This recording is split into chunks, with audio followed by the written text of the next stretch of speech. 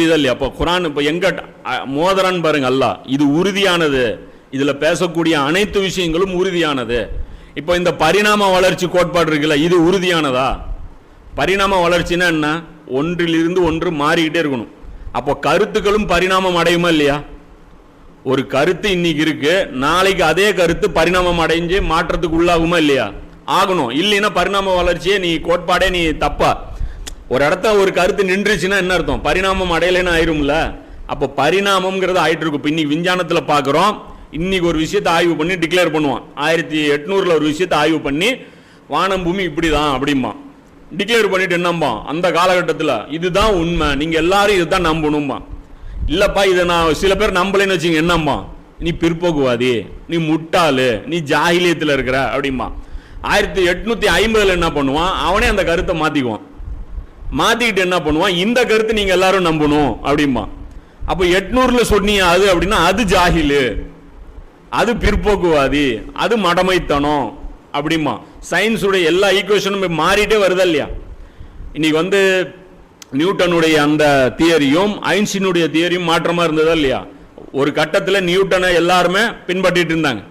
Einstein அவருடைய அந்த theory வச்சதுக்கு அப்புறம் என்ன ஆகி போச்சு, நியூட்டன் பொய் ஆயிட்டாரு. இப்ப யாரு உண்மை? ஐன்ஸ்டீன். அப்போ இந்த மாற்றங்களுக்கு உண்டான ஒரு விஷயத்தை வச்சுக்கிட்டு உறுதியான ஒரு விஷயத்தை மறுக்க போறீங்களா? அல்லாஹ் கேட்கிறான். இது உறுதியானது, அல்லாஹ் சொல்லிட்டான் ஒரு விஷயம் அப்படின்னா அது உறுதியானது, இதுல எந்த ஒரு மாற்றமும் கிடையாது.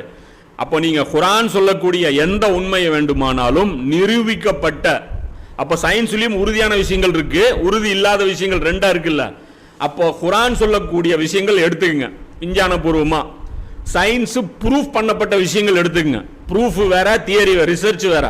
அப்போ ப்ரூஃப் பண்ணப்பட்ட விஷயத்தை எடுத்து பாருங்க, குர்ஆனோட எங்கேயாவது மாறுதா? மாறல. அப்போ குர்ஆனோட சயின்ஸ் மாறுதுன்னா என்ன அர்த்தம்னா அந்த அளவுக்கு நீங்க டெவலப் ஆகலைன்னு அர்த்தம். குர்ஆன் எங்க எல்லாம் சயின்ஸோட இன்னைக்கு மோதல் ஏற்படுதோ அப்ப என்ன அர்த்தம், அந்த இடத்துக்கு நீங்க இன்னும் டெவலப் பண்ணி வரல. சயின்ஸ் குர்ஆன் முன்னாடி போய் நிக்குது, அப்ப நீங்க தான் பின்னாடி பின்னாடி நடந்துட்டு வந்துட்டு இருக்கீங்க. அப்ப குர்ஆனை பொறுத்த வரைக்கும் அல்லாஹ் சொல்றான் இது கையிமன் அப்படின்னு சொல்லி அல்லாஹ் சொல்றான், இது உறுதியானது அப்படின்னு சொல்றான். அவன் இடத்தில் இருந்துள்ள லியுன்சிர பாசன் ஷதீதன், இது ரொம்ப முக்கியமான வார்த்தை. இந்த சூரா இந்த ஆரம்ப 10 வசனங்கள்ல இது ரொம்ப முக்கியமான வார்த்தை. அல்லாஹ் சொல்றான் அவன் இடத்தில் இருந்து கடினமான வேதனையை பற்றி அச்சமூட்டுவதற்காகவும். அல்லாஹ்விடத்திலிருந்து ஒரு வேதனை இருக்கான், அந்த வேதனையை அச்சமூட்டுறேன் நான். அல்லாஹ் சொல்றான் அந்த வேதனையை பற்றி நான் உங்களுக்கு அச்சமூட்டுறேன் அப்படின்னு சொல்லிட்டு மின் லதுன்ஹு அப்படின்னு சொல்லிட்டு வயுபஷிரல் மூமினீனல் லஸீனா, மூமின்களுக்கு நற்செய்தி சொல்றேன். யாமலூன ஸாலிஹாத், நல்ல செயல்கள் செஞ்சுட்டு இருக்காங்க. அன்னலஹும் அஜ்ரன் ஹஸனா, அவர்களுக்கு சிறந்த கூலி இருக்கு. அவங்களுடைய அந்த நல்ல செயல்களை நான் வீணாக்க மாட்டேன், அந்த செயல்கள் பலன் கிடைக்கும் அப்படின்னு அல்லாஹ் சொல்றான். அப்ப இதுல பொறுத்த வரைக்கும் இப்ப இந்த வசனம் இருக்கு இல்லையா, இந்த வசனத்துல அல்லாஹ் சொல்றான் லயுன்சிர பாசன் ஷதீதன், கடுமையான ஒரு வேதனை இருக்கு. அப்ப இந்த பாசன் அப்படி ஷதீதுனா கடுமை, பாசன் அப்படின்னா வேதனை. அப்போ பாசன்கிற வார்த்தைக்கு குர்ஆன்ல என்ன மாதிரி அர்த்தம் இருக்கு அப்படின்னு பாத்தீங்கன்னா, வேதனைன்னா இப்ப என்ன வேதனை? இது உலகத்துல வரக்கூடிய வேதனையை பேசுதா, மறுமையில வரக்கூடிய வேதனையை பேசுதா, இல்ல வேற ஏதாவது ஒரு வேதனையை பேசுதா அப்படின்னா இந்த பாசன்கிற வார்த்தை போரை குறிக்கக்கூடியது, போரையும் குறிக்கும். புரியுதா இல்லையா? அப்போ கடுமையான ஒரு போர் வரவிருக்கிறது, அந்த போரை குறித்து நான் உங்களை எச்சரிக்கை பண்றேன்னு அல்லாஹ் சொல்றான். இப்ப இந்த பாசங்கிற அந்த வார்த்தை பாத்தீங்கன்னா இப்ப 2வது அத்தியாயத்துல 177 அல்லாஹ் சொல்றான் அஸ்ஸாபிரீன ஃபில் பாசாஇ வஸ்ஸர்ராஇ வஹீன பாசி அப்படிங்கிற அந்த வார்த்தை வரும்போது அந்த இடத்துல உலாயிக்கல் லஸீன சதகு உலாயிக ஹுமுல் முத்தகூன், வாக்களித்தால் தம் வாக்குறுதிகளை நிறைவேற்றுவோரும், துன்பத்திலும், துன்பம்ங்கிறது தனியா போட்டாச்சு, பாசாய்ங்கிறது நோய் நொடிகள் போன்ற துன்பத்திலும் கஷ்டத்திலும் யுத்த சமயத்திலும். அப்ப யுத்த சமயம் அப்படிங்கிறதுக்கு பாசாயிங்கிற அந்த வார்த்தை அல்லாஹ் பயன்படுத்துறான். அப்ப எல்லாருமே என்ன மொழிபெயர்க்கிறாங்க இந்த இடத்துல, இந்த 2வது அத்தியாயத்தில் 177 பாசங்கிற வார்த்தைக்கு யுத்தம் அப்படின்னு சொல்லிட்டு மொழிபெயர்க்கிறாங்க. அப்ப யுத்தம், அப்ப அல்லாஹ் என்ன சொல்றான் இந்த இடத்துல, அசாபுன்னு அல்லாஹ் இந்த இடத்துல சொல்லியிருக்கிறான். வேதனைனா அசாபு தானே, அப்ப தன்னிடம் இருந்து ஒரு வேதனை இருக்கு அப்படிங்கறத அல்லாஹ் அந்த இடத்துல சொல்லிக்கிறான். இந்த இடத்துல அல்லாஹ் என்ன சொல்றான், லயுன்சிர பாசன் ஷதீத். ஏன்னா சொன்னல இறுதி காலகட்டத்தோட இது மெர்ஜ் பண்ணக்கூடியது. அப்படிங்கும் போது இறுதி காலகட்டத்தில் நடக்கக்கூடிய ஒரு கடுமையான போர், அதுவும் அல்லாஹ்வுடைய புறத்திலிருந்து ஒரு போர் இருக்கு. அந்த போர் நடக்க போது இது வேதனை தரக்கூடிய போரா அமையும். யாருக்கு அப்படிங்கும்போது மூமின்கள் பதறாதீங்க அல்லாஹ் சொல்றான். வயுபஷ்ஷிரல் மூமினீன, மூமின்களுக்கு அந்த போர்ல வெற்றி இருக்கு அல்லாஹ் சொல்றான். அவர்களுடைய அந்த நற்செயல்கள், அது வரைக்கும் அவங்க பொறுத்துக்கிட்டு இருந்த அந்த நற்செயல்கள் செஞ்சாங்கல்ல, அதற்குண்டான பலனை அவங்க பார்ப்பாங்க. இப்போ அதை அல்லாஹ் சொல்றான். இப்போ இந்த இறுதி காலகட்டத்தில் ஒரு போர் இருக்கு, அந்த போருக்குண்டான அந்த வெற்றி மூமின்களுக்கு சாதகமா இருக்கும். அதுல மூமின்கள் மகிழ்ச்சி அடைவார்கள், அவர் கை மேல் அந்த பலன் அல்லாஹ் கொடுப்பான் அப்படின்னு அல்லாஹ் சொல்றான். இப்ப இந்த வேதனை இருக்குல்ல, இந்த போர், இது பாத்தீங்கன்னா பனி இஸ்ராயில் சூறாவிலையும் அல்லாஹ் பேசுறோம். அதான் சொன்னல, அந்த 2 சூறாவுக்கு லிங்கும் இருக்கும். அந்த இடத்துல முன்னாடி அல்லாஹ் பேசிட்டு வரான். என்ன சொல்றான் அப்படின்னா, வ இம்மின் கரியத்தின் இல்லா நஹனு முஹ்லிகுஹா கப்ல யௌமல் கியாமா அவ் முஅஸ்ஸபூஹா அஸாபன் ஷதீதன் கான ஸாலிக ஃபீ கிதாபின் மஸ்தூரா. இன்னும் கியாம நாளைக்கு முன்னர் அழிச்சாட்டியம் செய்யும் எந்த ஊரையும் நாம் அழிக்காமலோ அல்லது கடுமையான வேதனையை கொண்டு வேதனை செய்யாமலோ இருப்பதில்லை. அழிச்சாட்டியம் பண்ற ஊர் இருக்குல்ல, அழிச்சாட்டியம் பண்ற ஊரை நான் சும்மா விட மாட்டேன். அதை ஒரு வாட்டியாவது நான் அழிச்சே தீருவேன். எப்போ அழிப்பான்? கியாம நாள்ல இல்ல, கியாம நாள்ல உலகமே அழிஞ்சிரும். கியாம நாளுக்கு முன்னர் அல்லாஹ் சொல்றான், கப்ல யௌமல் கியாமா, கியாம நாளுக்கு முன்னாடி நம்ம அழிப்போம் அல்லாஹ் சொல்றான். இது லவ்ஃபுல் மௌஃபுல் என்னும் ஏட்டில் வரையப்பெற்றே இருக்கிறது. இது நான் அங்கே எழுதிட்டேங்கிறேன். 17ஆம் அத்தியாயத்தில் 58ஆம் வசனத்தில் அல்லாஹ் சொல்றான். அப்ப அல்லாஹ்வுடைய அஸாபு அழிச்சாட்டியம் பண்ற ஒரு நகரத்தை பிடிச்சே தீரணும் மறுமை நாளுக்கு முன்னாடி. இன்னைக்கு நபி ஸல்லல்லாஹு அலைஹி வஸல்லம் அவர்களுக்கு பிறகு யூரோப் கண்ட்ரிஸ் உருவாயிருக்கா? இன்னைக்கு மேற்கத்திய அமெரிக்கா எப்போ உருவாச்சு? இப்போதானே உருவாச்சு. 1700 800 இப்போதான் கொலம்பஸ் போய் கண்டுபிடிச்சு அப்போதானே உருவாச்சு. ஆஸ்திரேலியா இப்போதானே உருவாச்சு. நியூசிலாந்து இப்போதானே உருவாச்சு. அப்போ இந்த நாடுகள் எல்லாமே அழிச்சாட்டியம் பண்ணிட்டு இருக்கா. ஒரு தடவை இதெல்லாம் அழிவை சந்திக்கணும். அழிவை சந்திக்காம இந்த நாடுகள் தப்பிக்காது. அப்போ ஒரு தடவை இது நடந்தே தீரும்ங்கிறது அல்லாஹ்வுடைய சுன்னத்து. அதை நான் லவ்ஃபுல் மௌல்ஃபுல்ல எழுதிட்டேன் அப்படின்னு சொல்லி அல்லாஹ் சொல்றான். அதே மாதிரி இப்போ அல்லாஹ்வுடைய அந்த வேதனைன்னு வந்துருச்சுல்ல, அப்போ வேதனைனா எப்படிப்பட்ட வேதனை? மலக்குகளை கொண்டு அழிக்க போறானா அப்படின்னா, குர்ஆன் 3 விதமான வேதனைகளை தன்னுடைய வேதனையாவே அல்லாஹ் சொல்றான். தான் வேதனை கொடுக்கிற ஸ்டைலு 3 விதம்ல இருக்கும். இந்த 3ல ஏதோ ஒரு வடிவத்தில் உங்களுக்கு அந்த ஊர்கள் அழிக்கப்படுறது நடக்கும் அப்படின்னு அல்லாஹ் சொல்றான். நபியே நீர் கூறும், உங்களுக்கு தலைக்கு மேல் இருந்தோ ஹுல் ஹுவல் காதிரு அலா ஐ யப் அச அலைக்கும் அஸாபன் மன் ஃபௌகிக்கும் அவு மின் தஹத அர்ஜுலுக்கும் அவு யல்பிசுக்கும் ஷியன் வ யுஸிக பாஸுக்கும் பாஸ. இதுலயும் பாஸங்கிற அந்த வார்த்தை வருது பாருங்க. பாஸா உன்சுரு கைஃப நஸர்ருஃபு ஆயாத்து லஅல்லஹும் யஃப்கஹூன். நபியே நீர் கூறும், உங்கள் தலைக்கு மேல் இருந்தோ அல்லது உங்களுடைய கால்களுக்கு கீழ் இருந்தோ உங்களுக்கு துன்பம் ஏற்படும்படி செய்யவும் அல்லது உங்களை பல பிரிவிலாக்கி உங்களில் சிலருடைய கொடுமையை அனுபவிக்கும்படி செய்யவும் அவன் ஆற்றல் உள்ளவனாக இருக்கிறான். 3 வடிவம். ஒன்று தலைக்கு மேல இருந்து வானத்திலிருந்து அஸாப் வரும், அல்லது உங்க கால்களுக்கு கீழே இருந்து நிலநடுக்கங்கள் மூலமா அஸாப் வரும், அல்லது உங்களில் சிலரை சில டீமா ஆக்கி அடிக்க மோத விட்டுருவேன், அதன் மூலமா அஸாப் வருங்கிறான். அப்போ பல சமுதாயம் இறை தூதர்களை நிராகரிச்ச அந்த சமுதாயம் பல விதமா அழிக்கப்பட்டுச்சு. அதுல ரசூலுல்லாஹ்வுடைய உம்மத்து எப்படி அல்லாஹ் பனிஷ்மெண்ட் கொடுத்தான்? அபூஜஹலுக்கு எப்படி அல்லாஹ் பனிஷ்மெண்ட் கொடுத்தான்?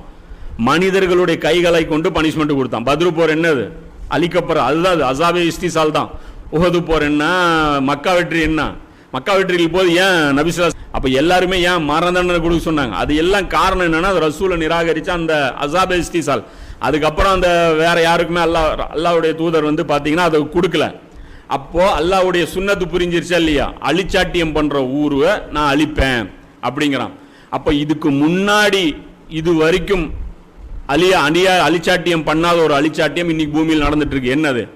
இறைவனை இதற்கு முன் யாருமே நிராகரிச்சது கிடையாது. இதுக்கு முன்னாடி இருந்த சமுதாயம் குர்ஆனை அழிச்சதுன்னு சமுதாயம் சொல்லுது பாரு. அது எல்லா சமுதாயம் என்ன பண்ணுச்சு? இணைதான் வைக்கும், ஷிர்க் வைக்கும். அதுவும் எதுக்காக ஷிர்க் வைக்கும்? அல்லாஹ்வை விட்டுட்டு வேற ஏதோ ஒரு கடவுள் பின்னாடி போகாது, அல்லாஹ்வுடன் அது நெருக்கமாக்கி வைப்பாங்க. இந்த இணை வைக்கக்கூடிய இந்த கடவுள்கள் அல்லாஹ்வுடன் எங்களுக்கு நெருக்கத்தை அல்லாஹ்வுடைய அன்பை பெறுவதற்காகத்தான் அவங்க இணை வச்சாங்க. அதுக்காகவே அல்லாஹ் அவங்கள அழிச்சிருக்காங்க போது நீ ஒருத்தன் ஆளே கிடையாது அப்படின்னா அல்லாஹ் விடுவானா? அப்ப அல்லாஹ் ஒரு விட்டுட்டு இருக்கான். அப்போ இவங்கெல்லாம் டெக்னாலஜியில் பயங்கரமாக போயிட்டாங்க, இவங்க எங்கேயோ போயிட்டாங்க, இவங்களை அல்லாஹ் பார்த்து சும்மா விட்டுட்டு இருக்கிறான்னா வேடிக்கை பார்த்துட்டு இருக்கிறான்னு அர்த்தம் கிடையாது. அல்லாஹ் ஒரு காரணத்துக்காக விட்டுட்டு இருக்கான். அதே மாதிரி அழிக்கப்பட்ட சமுதாயங்கள் எடுத்துங்க, எடை மோசடி ஒரு குற்றம், அந்த ஒத்த குற்றத்துக்காக சமுதாயம் அழிக்கப்பட்டுச்சா இல்லையா? பூமியிலே அழிக்கப்பட்டாங்க. ஓரின சேர்க்கை ஒரே ஒரு குற்றம் அந்த உம்மத்தில் இருந்தது. விபச்சாரம், இந்த பாம்பைங்கிற அந்த நகரம்லாம் விபச்சாரத்தினால அழிக்கப்பட்டுச்சு. மனிதர்களை அடிமைப்படுத்துவது எல்லாம் இது பார்த்தீங்கன்னா இந்த மாதிரி சிங்கிள் குற்றத்துக்காக மொத்த சமுதாயங்கள் அழிக்கப்பட்டிருக்கு. இன்னைக்கு எல்லாமே கலந்து அதோடைய உச்சத்தை அடைஞ்சிருச்சு. அதாவது அவங்க கூட ஆணு தான் விபச்சாரம் பண்ணான், பெண்ணு விபச்சாரம் நடந்ததா வரலாற்றில்? அதாவது அப்படிதான் இருந்துச்சே தவிர இப்படி கிடையாது. அப்ப இது இன்னும் அழிச்சாட்டியும் இதே மாதிரி ஓப்பன் செக்ஸ், ஃப்ரீ செக்ஸ், என்னென்ன கருமாந்திரம் இருக்கோ எல்லாத்தையுமே அது பண்ணிட்டு இருக்கிறாங்க. ஆனா அல்லாஹ்வுடைய அஸாபு வரல. அப்ப அல்லாஹ்வுடைய அஸாபு வரப்போது அந்த அஸாபை தான் அல்லாஹ் இந்த இடத்துல குறிக்கிறான். தன்னுடைய அந்த கடுமையான ஒரு போர் மூலமா இவங்களை நான் அஸாபு கொடுப்பேன் அப்படின்னு சொல்லி சொல்றான். அடுத்தது இது யாரை குறிக்காது? மூமின்களை குறிக்காதுன்னு அல்லாஹ் சொல்லிட்டான்ல. மூமின்களுக்கு நற்செய்தி இருக்கு, நீங்க கவலைப்பட. போர் விருது அஸாப் வருதுன்னு நீங்க பதறாதீங்க, உங்களுக்கு நற்செய்தி இருக்கு அப்படின்னு அல்லாஹ் சொல்லிட்டான். அடுத்த வசனங்கள்ல இது யாருக்கு குறிக்கும் அப்படிங்கறத அல்லாஹ் சொல்றான். வயுன்சிரல் லஸீன காலு தகஸல்லா வலதா, மேலும் அவர்கள் அல்லாஹ்வுக்கு மகனை ஏற்படுத்தி கொண்டான், அல்லாஹ் தனக்கு ஒரு மகனை ஏற்படுத்தி கொண்டான் என்று கூறுறாங்க, அவர்களை எச்சரிக்கிறோம் அப்படின்னு சொல்றான். அப்ப இந்த அஸாபு யாரை டார்கெட் பண்ண போகுது? அல்லாஹ்வுக்கு மகன் இந்த பிலாசபி யார் பேசுறாங்களோ அவர்கள் மூலம் இந்த உலகத்தில் ஒரு ஃபசாது ஏற்படுத்தப்பட்டிருக்கு. அந்த ஃபசாது காரணமானவர்களை என்ன பண்ண போறான்? அல்லாஹ் பிடிக்க போறான். அதைத்தான் அல்லாஹ் சொல்றான். அதை பற்றிய எவ்வித ஞானமும் அவர்களிடம் இல்லை, அவர்களுடைய மூதாதையரிடமும் இருக்கவில்லை. அவர்களின் வாயிலிருந்து வெளிப்படுகின்ற இந்த பேச்சு எத்தனை மோசமானது, அவர்கள் வெறும் பொய்யைத்தான் கூறுகின்றார்கள். இதை பத்தி அல்லாஹ் சொல்றான். அப்ப அந்த அஸாபுக்கு தகுதியான அந்த கூட்டம் என்ன கொள்கையில் இருக்கும் அப்படின்னா அல்லாஹ்வுக்கு மகன் இருக்கு. இப்போ நீங்கள் யூரோப்பில் எல்லாம் என்ன சிந்தனை? யூரோப்புடைய கடவுள் கொள்கை என்ன? இறைவனுக்கு மகன். அது அப்டேட் ஆகி வந்துட்டே இருக்காங்கன்னு வச்சிங்க. இப்போ ஆரம்பத்தில் அவங்க ஃபர்ஸ்ட் ஆரம்ப கால கிறிஸ்தவர்கள் இருக்காங்க இல்லையா, அவங்க இப்படி சொல்லலை. இந்த ஆர்த்தடாக்ஸ் கிறிஸ்டின் அவங்க முன்னாடி இருந்தாங்க இல்லையா, அவங்க அந்த அர்த்தத்தில் சொல்லலை. அவங்க அல்லாஹ்வுடைய மகன் அப்படின்னா அல்லாஹ்வுடைய பிள்ளை, அவ்வளோதான். புரியுதா இல்லையா? அல்லாஹ்வுடைய செல்ல பிள்ளை இருக்கு இல்லையா, அந்த டோன்ல தான் அவங்க அல்லாஹ்வுடைய பிள்ளை, அல்லாஹ்வுடைய பிள்ளைன்னாங்க. அந்த அடிப்படையில் தான் யூதர்களும் சொல்றாங்கல்ல, அல்லாஹ்வுடைய மகன் சொல்லி உசைர் அலைஹிஸ்ஸலாம் அவங்கள சொன்னாங்க. அல்லாஹ்வுடைய பிள்ளை அப்படின்னா மனிதர்களில் ஒருத்தன் அல்லாஹ் செலக்ட் பண்ணி தத்து எடுத்துட்டான். புரியுதா இல்லையா? அவன் மனித குழந்தை தான், அவனை தத்து எடுத்துட்டான், தனக்கு வாரிசா எடுத்துக்கிட்டான், இப்படி எடுத்துக்கிட்டான் அப்படின்னாங்க. ஆனா பின்னாடி நாள் பட தான் என்ன சொல்றாங்க பைபிள்ல, அது ஜாகிர் நாயக்குடைய அந்த விவாதம், அப்புறம் அஹமத் தீதாதுடைய அந்த ஆர்குமெண்ட், இதெல்லாம் பார்த்தீங்கன்னா இந்த வசனம் இடைச்செருகள். பைபிளில் ஒரே ஒரு வசனம் தான் இருக்கும், பிகாட்டன் சன், அதாவது பெற்றெடுத்த பிள்ளை அப்படி. இது அபாண்டமான சொல்லுது. புரியுதா இல்லையா? இறைவனுடைய பிள்ளை அப்படின்னா மனிதர்கள் ஒருத்தனை தத்து பிள்ளையா எடுத்துக்கிறது ஒரு பெரிய மேட்டர். அது அவ்வளோ அசிங்கம் கிடையாது. பெற்றெடுத்தான் இறைவன், பிகாட்டன் சன் அப்படின்னு சொல்லி அவங்க பின்னாடி அதை ஆட் பண்றாங்க. அது கிறிஸ்தவர்கள்லேயே சிலர் என்ன பண்றது இல்லை, அந்த வசனத்தை வந்து ஏற்கிறது இல்லை. இந்த வார்த்தை இந்த மேற்குலக கலாச்சாரம் இருக்குல்ல, இவங்க இதைத்தான் இவங்க ப்ரமோட் பண்றாங்க. பெற்றெடுத்த பிள்ளைங்கிறது என்ன ஆயிரும், ரெண்டு இறைவன்கிறது சமமாயிரும்.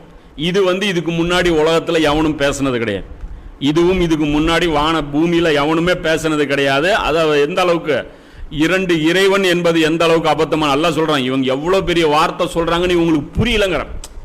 அல்லாஹ் ஒரு மகனை பெற்றெடுத்துட்டாங்க, கேஷுவலா பேசுறாங்க. அதுக்கு மீனிங் என்ன தெரியுமாடா உங்களுக்கு? அல்லாஹ் சொல்றான், அதுக்கு மீனிங் என்ன தெரியுமா? என்னால் என்னெல்லாம் முடியுமோ அதெல்லாம் அவனாலேயும் முடியும்னு அர்த்தம். அப்படிதானே? என்ன ஒரு மனித குழந்தைக்கு என்ன ஆற்றல் இருக்கோ அதே தானே இன்னொரு மனித குழந்தைக்கு இருக்கும்.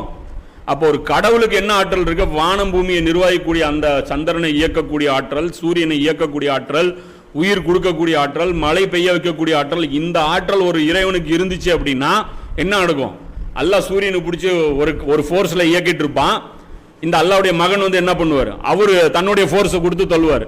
2 HP மோட்டர் இயக்கிட்டு இருக்குது ஒரு பொருளை, அந்த இடத்துல 4 HP மோட்டர் கொடுத்தோம்னா என்ன ஆகும்? மிஷின் என்ன ஆகும்? அதோடைய சிஸ்டமே குழஞ்சி போயிடும். அதுதான் அல்லாஹ் சொல்றான், அல்லாவுக்கு மகன் இருக்குன்னு சொன்னா வானம் பூமி வெடிச்சிருண்டாங்கிறான். எனக்கு ஒரு மகன் இருந்தா அப்படின்னா அவனுக்கு எல்லா ஆற்றல் இருக்கணும். அந்த ஆற்றல்லாம் இருந்துச்சுன்னா நான் வந்து ஒரு ஸ்பீடு நிர்ணயம் பண்ணியிருப்பேன் சூரியனுக்கு 1,00,000 கிலோமீட்டருன்ட்டு.